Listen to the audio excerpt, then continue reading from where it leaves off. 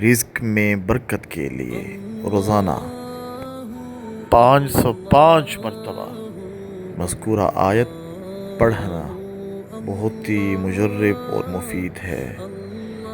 جو شخص بعد از نماز فجر 70 مرتبہ پابندی سے اس آیت مبارکہ کا ورد کرے گا، انشاءاللہ وہ رزق کی تنگی سے ہمیشہ محفوظ رہے گا۔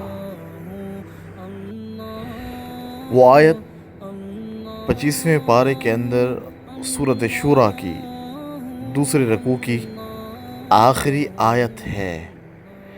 اللہ لطیف بعبادہ یرزق من یشاء وہو القوی العزیز۔ اللہ اپنے بندوں پر لطف فرمانے والا ہے، جسے چاہتا ہے روزی دیتا ہے، اور وہی قوت والا، عزت والا ہے۔